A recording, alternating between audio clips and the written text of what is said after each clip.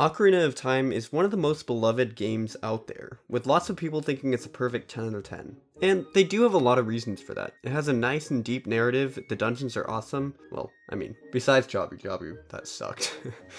The game is still amazing today. I actually finished the game last year, and it's still an amazing experience, but the question is, should Nintendo make a remaster of it?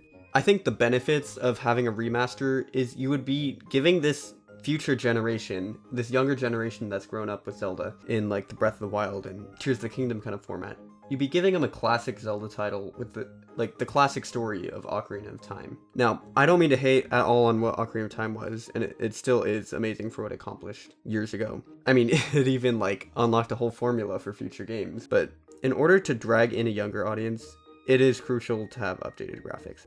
When I think of a remaster, I don't think they should change the story at all.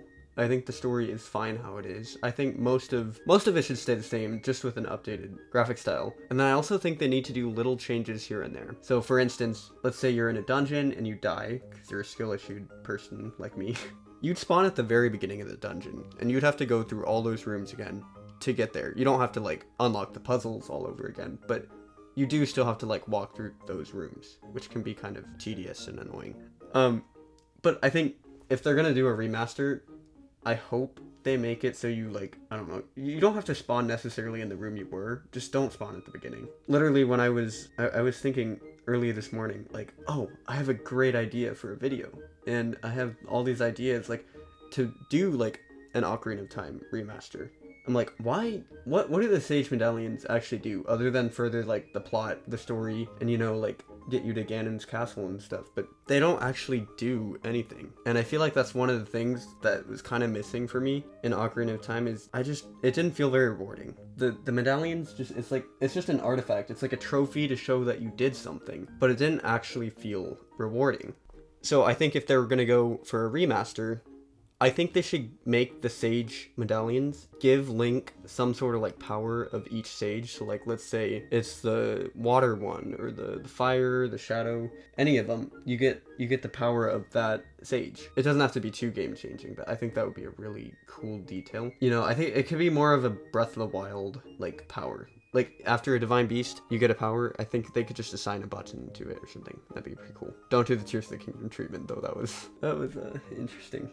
They could also expand Hyrule. I think I saw someone talk about this if they were gonna do a remaster like a long time ago. I don't remember whose video it was, but credit to whoever it is if it sounds familiar.